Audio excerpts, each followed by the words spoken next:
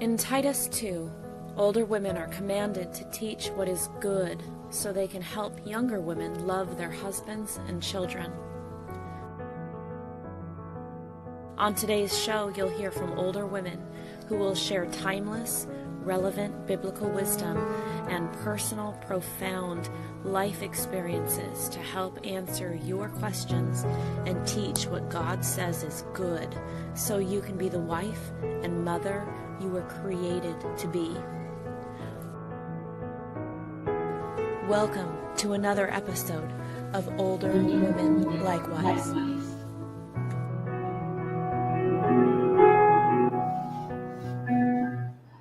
Hello, viewers, and welcome to this program tonight. Tonight's going to be a fun one. We're going to talk about Let's Play, what women of God consider when selecting their recreation. Lauren, I thought you would be an expert on this particular topic. The little while that I've known you, you've just proven to be a girl who knows how to play. So how are you doing tonight, and what have you been up to lately? I am doing great. Thank you for asking. And I definitely, when I saw this topic, I said an Enneagram 7 wrote this idea up, which is after my own heart. I love play in all its forms. I think it is so important and so vital. And I think we, as people of God, we get so caught up sometimes in not wanting to play the wrong way that we forget that play is great. And so I'm really excited to explore some ways that we can play well this evening.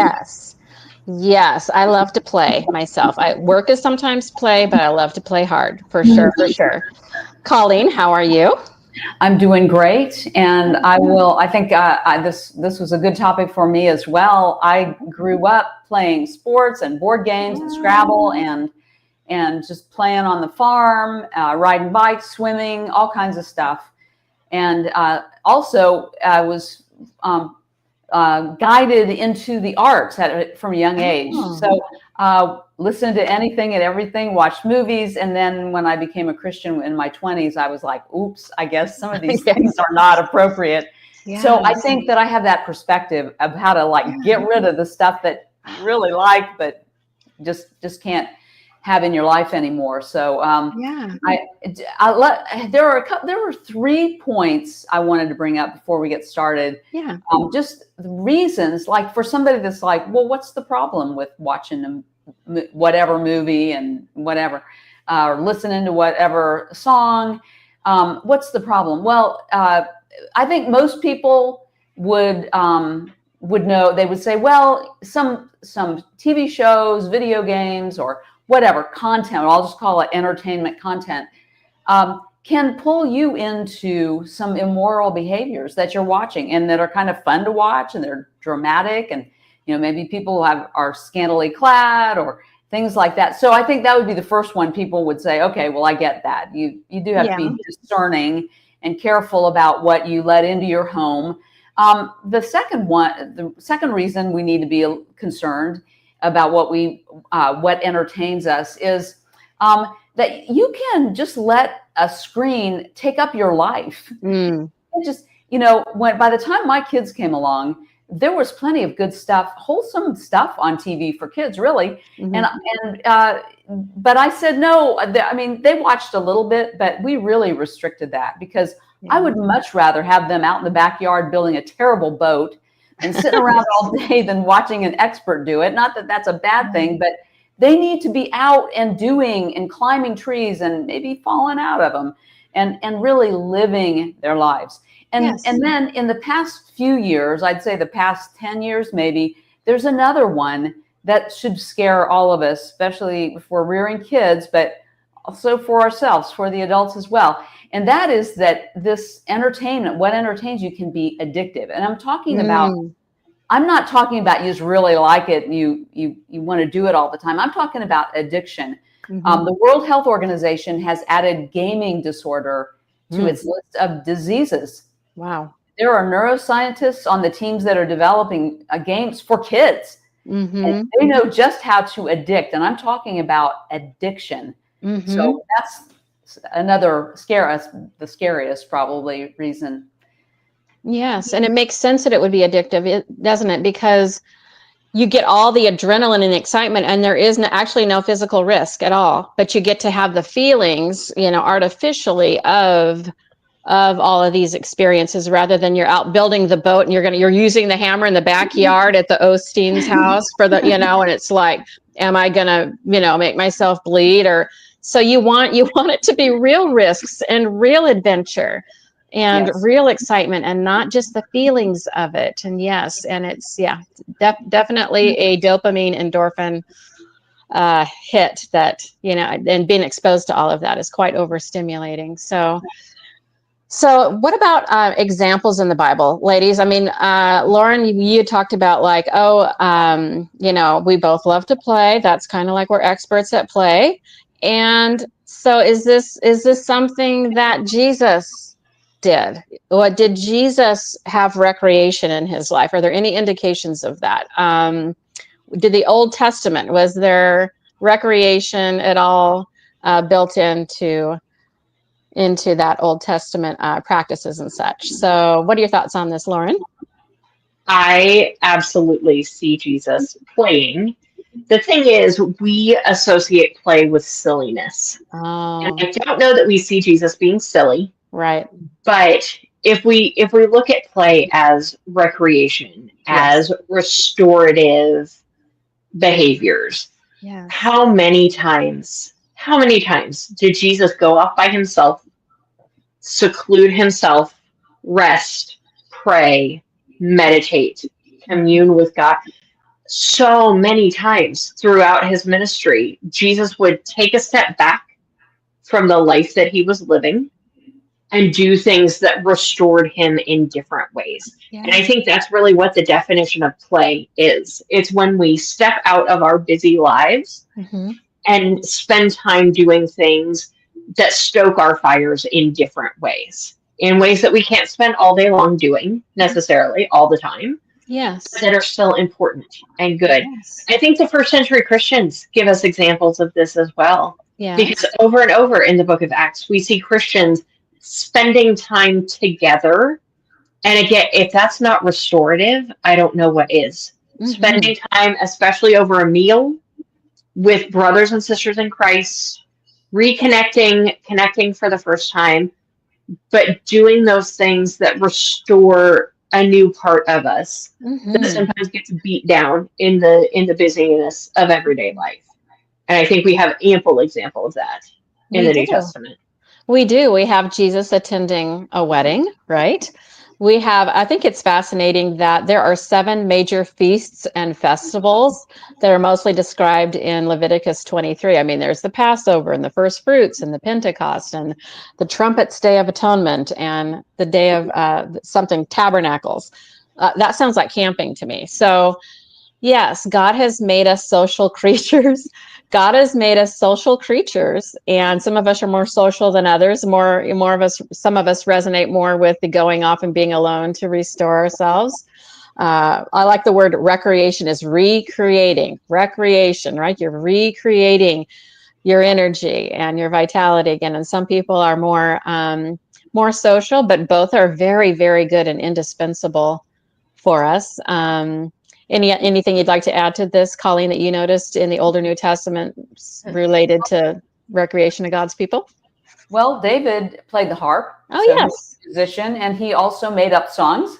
Yes. And if you're gonna kill a wolf or some wild animal with a slingshot and a rock, then you have to spend many hours out there, practicing. So, like the people that like to go down to the shooting range, that's their big recreation. I'm sure he practiced a lot with a sling. Yeah. Paul seems to be okay with athletics. 1 Corinthians 9 says, "Do you not know that those who run in a race all run, but one receives the prize? Run in such a way that you may obtain it." Of course, he's talking about spiritual things, but he does seem to give this as an example of something that's innocuous. Nothing wrong with running in a race or playing sports. So those were a couple that I found. Yes. There's also in the scriptures some epic fails from time to time, right? And so like people self-destructing for having chosen to have fun in the wrong way. So Herodias dancing for King Herod. I mean, that cost John the Baptizer his life. And That Herod was was entertainment. sorry about that too. Herod was sorry Yes. that he had to follow through with his. Yes, he put himself in that position. Yes. When the children of Israel in Exodus 32:6 rose up to play, this was not a good kind of play. This resulted in a lot of negative consequences. And I found it interesting that it talked about, let's see here, Ezekiel 39:23 says, the house of Israel went into exile for their iniquity because they were unfaithful to me. So I hid my face from them and delivered them into the hands of their enemies so that they fell by the sword. And so when I looked up this, like what led to all of that, when I looked up rose to play in Strong's Concordance, it was interesting. It said to express scorn or mockery. I thought that was interesting. Make sport of, mocking, jesting, entertaining. And it made me wonder if if they had built this golden calf and were pretending and mocking and saying like, oh, you saved us. You know, like he was the savior. So I'm not sure if I made too much of a connection there, but we know that eventually this attitude ends up, leading to their exile by Ezekiel 39:29. And a lot of time humor is making fun of somebody. Yes. There are several examples in the Bible of doing that and getting in big trouble for it. Well, and I think there's a lesson too, that there's no way that we can take in what this dark world offers for recreation and expect to feel recreated or refreshed or made new again. I mean, yes, you're going to end up stimulated and that feels good. And you're going to end up like, maybe you may laugh hysterically. That feels so good. But there needs to be a higher criteria than just stimulated in some way or, made to laugh in some way. Like there's so much more at stake. And I do think there is, like you mentioned, Colleen, there's that addictive element to screens, but especially if it's sensuous entertainment. I mean, I think that's even more dangerous than violent entertainment for most people. I mean, for most people, violence, it doesn't hold that same appeal in our present culture, but probably everybody has a different weakness. But to me, it's more tricky to stay out of trouble because of the natural drive that we have, a natural appetite that we have. It's much easier to abstain from this kind of media than it is to try to manage it moment by moment. Like, oh, do we turn it off now? Do we turn it off? And navigating all of that. One of the biggest epic fails was David when he was entertained by Bathsheba bathing, which led to adultery, which led to murder and the death of a child, and getting her, I feel like she was the victim of all that. I don't think she was doing anything wrong, but he's the king and he's just had, he had the wrong thing on his mind. And that, if you talk epic fail, that would be one of the biggies in the Bible. Yeah. Psalms 101, 2-3 kind of speaks to that example, I think, Colleen, where it says, I will walk with integrity of heart within my house. I will not set before my eyes anything that is worthless. So, he had almost like live TV going on there at the time. But we can make that conscious decision. If we see something we know we're not supposed to really dwell on, sometimes you can't help it if it's on the billboard passing you or this or that, but you can control what you're going to dwell on. And so having that determination to not intentionally set anything before your eyes that is worthless. Ephesians 5:11 says, take no part in the unfruitful works of darkness, but instead expose them. So let's not take any part. Let's not pay money for someone to put something before our eyes, words and deeds before our eyes that are associated with the unfruitful works of darkness.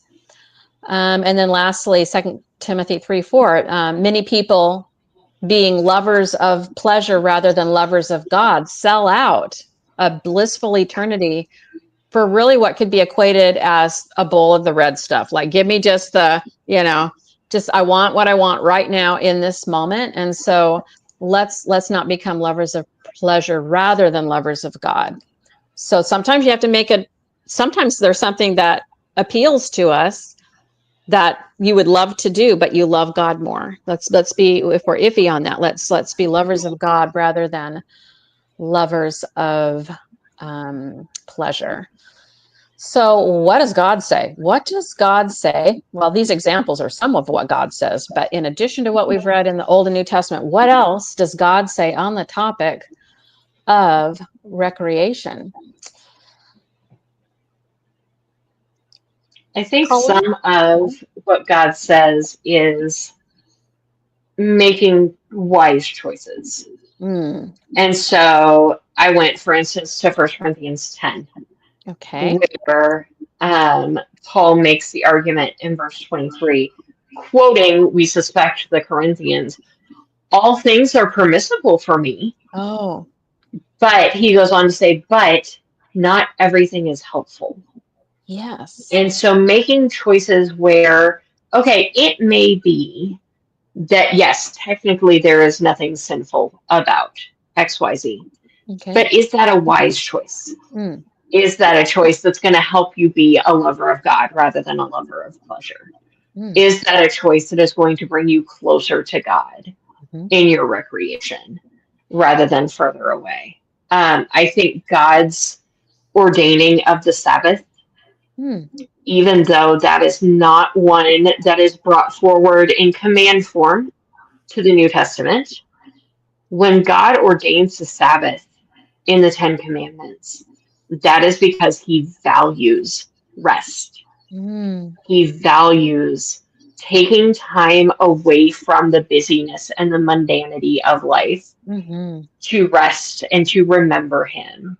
Yeah. And I think part of that rest we find in Philippians 4:8, when we are told what to think about, if it's true, if it's just, if it's honorable. God tells us what to do with our minds, even when we are resting. Yeah. And I think when you see the epic fails in the Bible, I think what you see there is people who chose the world's way of finding recreation rather than choosing God's way. Brilliant. Yes. Colleen, what are your thoughts on what God says on the topic of recreation? Yeah, the Philippians 4 verse 8. Yeah. I had that too. Maybe, I don't know if Isla can get that up, but I think that's important for us to look at. It does seem to be a list of what to do with your senses and your mind when you have a choice. Totally. I'm kind of reading that into it. That's the way I take that. There's lots of stuff that is in front of us in the business of daily living that you don't always have a choice about. And then, what people say at work, what's it say on your billboard you were talking about, that, as you're riding down the highway, in your occupation or in class, in school. But when your mind is free, you want to make it good and pure and virtuous. That's what you want going through there. Now, I think that I don't think that God says we can't watch drama or read drama, because the Bible's full of drama and great stories. Yes. But we have to be careful with the details of that and how graphic they are. Sometimes a Bible or a novel can just say something and you kind of get, oh, okay, I get it. Then a novel or the Bible can go into great detail on things, and it's like, whoa, I don't need to be bringing that into my mind. So we just have to be careful that it's not just titillating. It's a titillating image or the promotion of immoral behavior or stirring up good, ungodly thoughts or feelings. Right. So Isla, if you'll keep that up for a minute, I just kind of want to walk through just a little bit of those descriptive words that we're supposed to dwell, where we're supposed to live, right? And so as you're making your choices on media, whatsoever things are true. And I think you're right, Colleen. This isn't that we're never to listen to fiction, but the point is this piece of fiction presenting truth to me and showing a living example of how the world really works? In other words, does it promote virtue and show just what can happen in a situation where someone is living by falsehoods. Whatsoever things are honorable. So if you're sitting down and watching some program, is there a hero there that your children will learn from, of like, wow, what a hero, how courageous, this is so honorable, what a sacrifice. Whatsoever is just. So does it promote fairness, right? Does it show you the value of how ugly it is when someone is treated unfairly, and how beautiful it is when someone fights for justice? So whatsoever things are pure. Okay, so is this making us want to pursue God more, or do we just wish fornication was okay? So is it giving us feelings of wanting to be more and more pure, like making us more inspired? So whatsoever is lovely, this is probably not a shoot 'em up, sort of like people bleeding out of their ears and their eyes and their nose. So is it lovely? It's not, there's no chainsaws. This is, all of that stuff is not lovely. Is it commendable? Is it something that you could say to your elder, oh, you guys have got to see this movie. It was I commend it to you. I learned so much. It changed me. So is it commendable? So yeah, use Philippians 4:8 in a very, very practical way. Not just, that was an example on media, but this could be used in every corner of our life as we're thinking about our recreation. And as far as my answer to what does God say on the topic of recreation, I'm happy to announce that my girls already covered what I was going to say. So I'm not going to rehash what those coincidences were. I love it when that happens. We're on the same wavelength there. And the other thing I was going to throw in here was, to me, it's interesting that God sees work itself as something that we can take pleasure in. Ecclesiastes 3:13 says also that everyone should eat and drink and take pleasure in all his toil. This is God's gift to man. Now, this resonates with me. To me, a lot of times there's nothing I'd rather do than be productive. It just feels like play, especially when you've come to realize what kind of work you're good at. And it feels so fulfilling. So work can sometimes be play, not always, but work can often be something that we take pleasure in. Don't you think that that entertainment, so the people that create content, and it's expensive to create content. Yes. The people that do that have found a way to get that everywhere, even at work. A lot of companies don't mind if you listen to the radio while you're working. I mean, more and more, yes. Yeah, more and more, and so it's ubiquitous. It's everywhere. So look at how you have to be watching all the time. Right.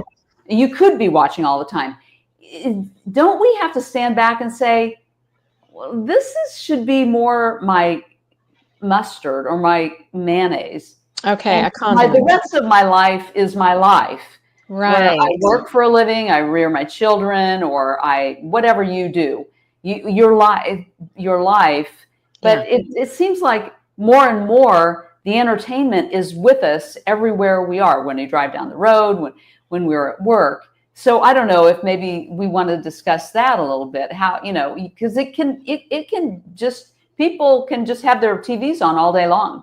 Yeah. And somebody's talking at you and entertaining you all day long. So I don't know if you want to discuss that. Well, it's totally relevant. I mean, when the earth was still created, and when you think about the era that we're in, it's very different than all the other eras. Like, what percentage of time did it take to hunt and gather and prepare your food and clothing? I mean, a lot of times it was survival, and you may have a small amount of time before sleep, to play your musical instruments and that kind of thing. But I think we're living in an era, it's very much of a testing, Colleen. It's a testing because, okay, yes, you are able to get your work done in 8 hours, or, I think it's closer to 12 usually by the time you count all the other stuff. But what are you going to do if you could do anything, that's the test. If you could do anything, now you've got this free time, what are you going to do with it? And so will you continue to pursue things that in some way nourish either help you be stronger physically or relationally, as you're interacting with people? Is it going to make you better intellectually? Like in some way, I mean, if we choose to use our recreation in a way that really does renew us like that and really does improve us, that cumulative effect, I mean, you become a better person for having played, if you keep that in mind. Mm-hmm. Anything you'd add to this, Lauren? I think, too, it is important to be careful as we are choosing what type of recreation, not even just in terms of, is it sinful or not? Does God disapprove of it? Mm-hmm. But there are types of recreation that recreate for some people and make worse for other people. Mm-hmm. I am not the kind of person that can sit and have noise all day long, whether it's the TV news playing or the radio or a podcast. I can't do it because I just get so overstimulated and I can't handle it anymore. And so for some people, having that constant stream is refreshing, is recreating. My daughter listens to podcasts all day long as she's going about her work around the house. And that helps her, that energizes her, that makes her more productive. For me, it does the opposite. Yeah. And so part of it is being wise about, is this input helping me be a better or a worse person? Is this input helping recreate me? Yes. Or is it slowly destroying me in the process? Yes. So what someone else would suggest or promote or say is the cool thing to do, you have to decide for yourself. Is that what you're saying, Lauren? Mm-hmm. Absolutely. And that was my first answer to the next question, Cindy. So I'm gonna fill in the segue for you. Please do. Because I think the first thing to remember when we are choosing recreation and play for ourselves is that what works well for one person doesn't work well for someone else. Yeah. And we need to be careful about internalizing that judgment of, well, this is what good people do for recreation. Mm-hmm. I am one, my brain just goes nonstop all day long, go, go, go. And I felt for a while like playing silly, card games, solitaire on my phone was just such a time waster. And I needed to redeem that time and I needed to be useful with, no, I need to turn my brain off at some point or else I'm just not going to sleep for 4 days. Mm. And so while for some people playing Candy Crush on their phone is an epic time waster and is not something that they should be engaged in because it does not make them better, I need that. I need that time to turn my brain off. My computer thinks I'm giving me a thumbs up. I need that time to turn my brain off, and that's okay. And it's okay for me to get recreation and pleasure and play out of different things than other people find that. What are your thoughts on this, Colleen? Well, I do agree that we shouldn't be judging other people for some of the things they do that seem kind of rinky-dinks to somebody, or they say, "What are you doing on your phone again?" But I can see that, and I love mindless labor. I just love it because, but I do a job where I'm getting paid for my brain. Not that it's that. I'm not a brain surgeon or anything, but it's not physical labor. I'm not doing landscaping or ironing for people. I don't do physical work. So I'm constantly thinking and for somebody else and getting paid for that. So when I get free, I love to just do something, going for a walk and, really not walking that fast, but just walking, or playing solitaire, or doing some, I like to do housework that you really don't have to think about. And then I can look or mow the yard and let you, you can, there's this reward, immediate reward. I love that. Mm-hmm. Some of the things that I thought about, it kind of takes it from a whole different angle, but that you could ask yourself, as you are deciding how to spend your free time. Of course, it has to be something that you could thank God for afterward. Like you'd have a clear conscience knowing that he was there with you that whole time that you were doing what you were doing. Because, the thing is, though, he is with us the whole time. He's omnipresent. So he is always there with us. And so Colossians 3:17 says, and whatever you do in word or deed, do everything in the name of the Lord Jesus, giving thanks to God through him. So is it something that you could thank God for, that it feels like a gift from gift from God? So also we should train our minds to not find anything entertaining that's repulsive to God. If we're desirous of thinking as he does, we're going to have friends who we love and respect who draw their lines in different places, but I have got to do what I believe is right.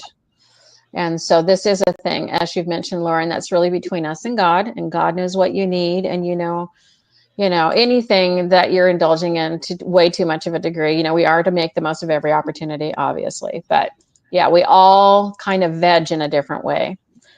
I veg, like before I go to sleep, Lauren, I've discovered this podcast called Nothing Much Happens.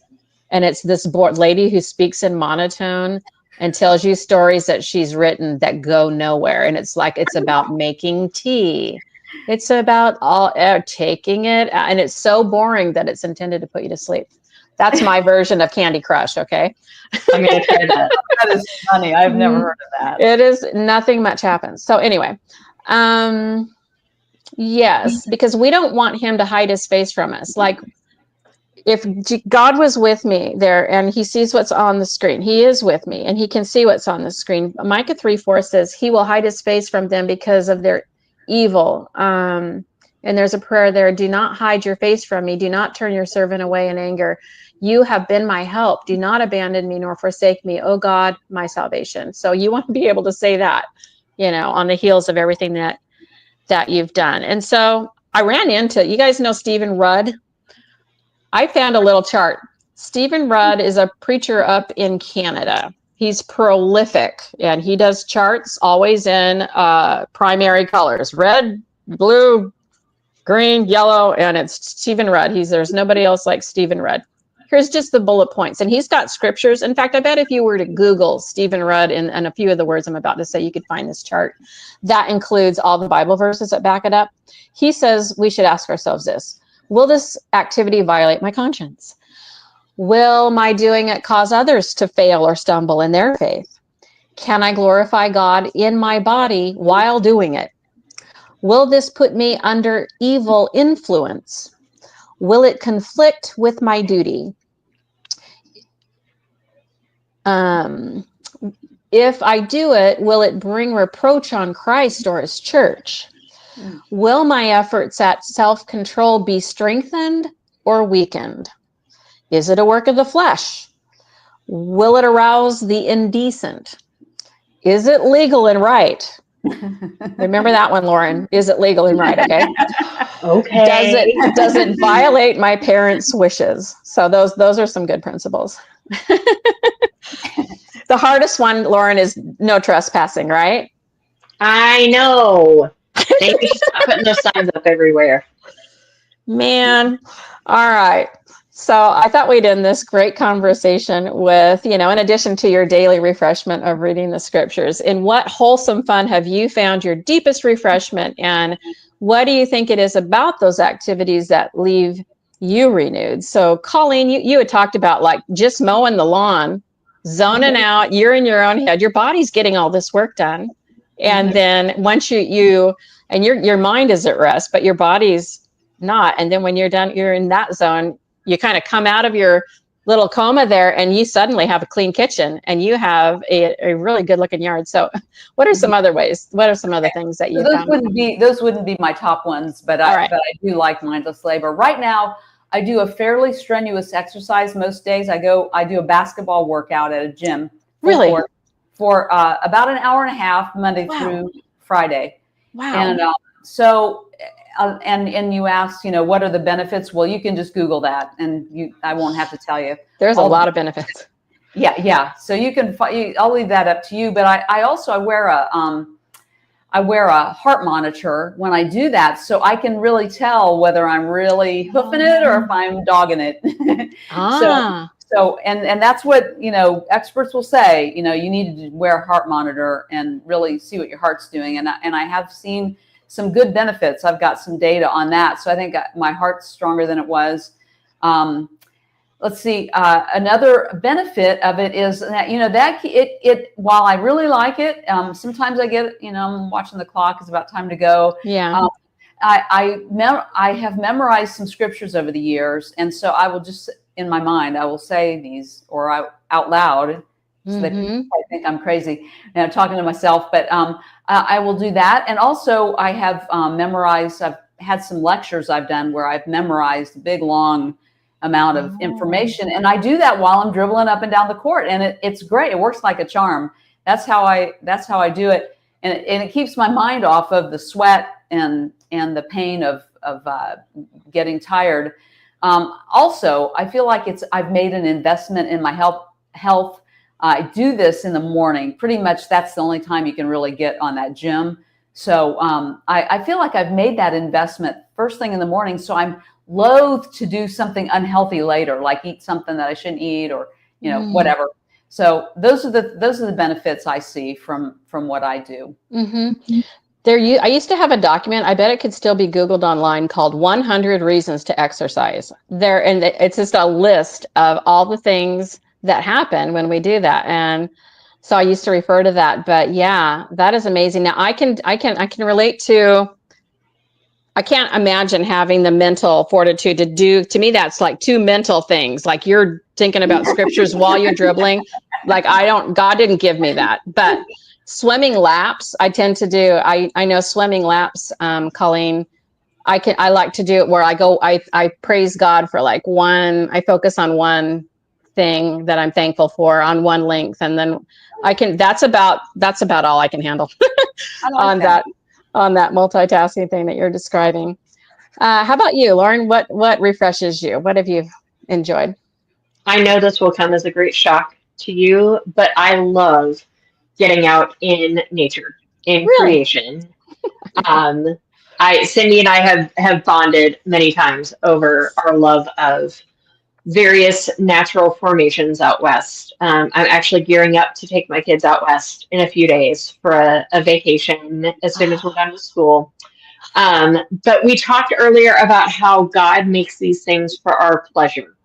Yes. And every time that I am out, especially out in the mountains, I look at God didn't have to make those beautiful striations of color in the rock in Arizona. God didn't have to make the sunset look like that. God didn't have to make the beautiful flowers and the bird song and the waterfalls. He did that for me to take pleasure in. He put that there for me to go and find and say, oh, look, it is so beautiful. Yes. And I love getting out of, I've thought sometimes about just moving to Montana and living in the beautiful all the time. Yes. That's not real life, at least at this point, maybe someday. But being able to step outside of regular life and be reminded, I tell people this all the time, I see God most clearly when I am up in the mountains. Yes. That's where I see him most in his creation. And for me, I'm not a big exerciser. I'm not a big, physical activity person for a lot of reasons. Mm-hmm. But just even going out and taking walks through his creation, driving through it and seeing the beautiful landscapes. I love it. It is so refreshing. It recreates me into a person with an appropriate sense of awe toward God and toward his creative work. And there is nothing I love more, much to my children's dismay. They don't love the travel part, and that's fine. When they're grown-ups, they can do what they want. But as long as I'm in charge, I and my family love to just get out in God's creation. I just want to talk about this for like 4 hours now, because let's just talk about all of the beauty in nature. And there was one time where we had been to the Palo Duro Canyon, and Lauren, then I don't know if it was a year after we went, but I was like, oh, off the beaten track, there's a cave. Let me tell you how to get it and how to get there. And sure enough, they took that hairpin turn. They saw it. You got these kids scouting it out. They saw it, and I sent Cindy pictures of my kids climbing up in her cave. Yes, I love that. I love it. And just think about God's sense of humor when you watch those shows about the fish. He buried way down in the bottom of the ocean, and their silly faces. Yes. They're just silly. I mean, you can't help but laugh. Oh, he's a comedian. And even just the mammals and the silly things that they do by nature. They just do it. Your dog and your cat and the cows and all the crazy stuff they do. That's God's sense of humor. It makes you laugh. Totally. Yes, God definitely has. We learn so much about him during with the creation, don't we? I mean, he's an artist. He can be a comedian. All of it, and it's just so awe-inspiring. And it's just there's no better recreation, I feel like, than that. And I was just thinking about how the entertainment in the world is a little bit like a Garden of Eden to me, of sorts. There are countless trees to eat from, so to speak, that God has given us, restaurants and sports and crafts and hobbies and art and games and books and gardening and traveling, sightseeing. It's endless. But then there's a tree that we are asked for our own well-being to avoid, and that's sin, even when it's fun. So we've talked about that. And yes, I confess I'm basically wired to be a professional recreator and an adrenaline junkie and I think just to do a live internet program, I mean, we're doing a lot more pre-records now, but you have to have a little piece of that in you as well, I think, to even volunteer to have public conversations about such things. But I seems like I've kind of gone through stages of things that I think I wear things out and then I kind of move on. But when I was young, I'd go skating a lot. Very physical. It was sweaty and everything. I went through ice skating or roller skating. I've done both, but roller skating was every Friday night, religiously, like through junior high and high school. Building forts in the backyard, and just we lived on the very outskirts of a suburb, and so like fields to just play in, and just it was fantastic. I loved it. But I took surfing lessons and surfed for mostly in my 40s and 50s. I surfed, I did jet skis and quadding. That's hard. That is very difficult. It is difficult. I never got good at it. Mostly, Colleen, I lock into a bad habit and stick with it through the duration of it. Like with surfing, a lot of that was on my knees. Like very rarely did I jump up. Or during snowboarding, I never learned to do the nice little, I'll just stick with one thing and wear out my upper thighs. Like, and I'm just, I get into a bad habit and stick with it. But whitewater rafting, marathons, police ride-alongs, as I was getting into my upper 50s, that was fun. I throw parties and I just laugh till I cry. And at this point, I travel about half the year around. We just today decided like we could not find a renter for our house. And so we had been living 6 months in a van and 6 months out of the van. But since we couldn't find somebody, everybody wants to rent our house here in Florida for 1 or 2 years, not 8 months. And we have looked and looked and looked. So we're committing then to an 8-month contract. So we're going to be out living in the van for 18 months. So we're back in the van, looking forward to it, though. I love the unpredictability of it. I learned so much. And Lauren, I will let you know if there's any creepy caves that you need to check out. So please do. You're my hero, Cindy. You're playing hero. Yes. All right. Well, there's a few other things I wanted just to mention. Looks like we're doing great on time. So can I throw out a nightly walk. Let's see. Oh, I started this thing this past winter that I called the Circle of Light. This might work for some ladies. I think there's some ladies at this that would enjoy this. And so I did something on Tuesday nights that I called an art fest. And then every Saturday night I had a Circle of Light. So the art fest was just like, hey, whoever wants to show up anytime between 6 p.m. and 9 p.m. that if you have transportable art supplies, come and do your art at my table and I'll turn on some music and we will chit chat. And I would use my 450 conversation cards where you pull out a card and it's kind of like Russian roulette of what's the question. And so while we're doing our art, somebody will be like, what's the worst, what's your least favorite homemaking thing, or who's your favorite guitarist or whatever. And so we ask each other, and so we're working on our stuff and doing that. So that's Art Fest night. People bring snacks if they want. And then the Circle of Light is very refreshing. Here's an idea. So to draw your sisters in Christ together. Again, it's an open house. There's a lot of biblical conversation. It's usually a spiritual conversation, but there's no homework. I tried to kind of like get rid of all the hurdles.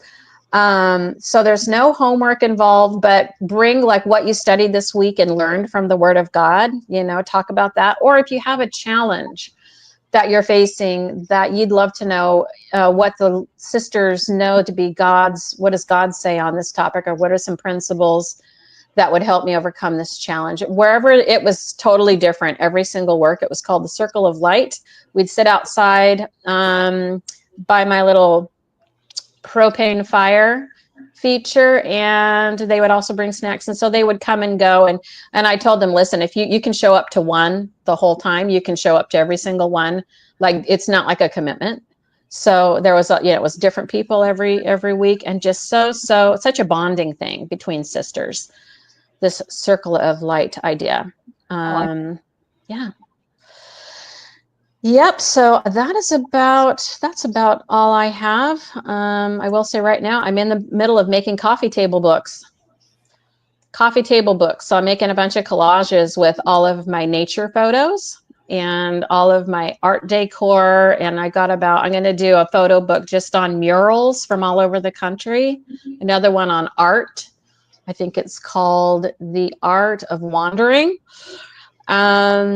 Yeah, and then just like All Nature Sings, I think is going to be my coffee table book on the pictures in nature that I've been taking all over the country. So that's been my happy place, my artsy place, and that's what's going on in my world of being a professional player. So busy at it. Busy at it. Work is play. Anything else that you guys wanted to say before we say goodnight to our viewers? I think I have to go take a nap after hearing all that. Yes, you'll sleep well if you play hard. That's for sure. All right, ladies, thank you so much for this fun conversation. And good night, viewers.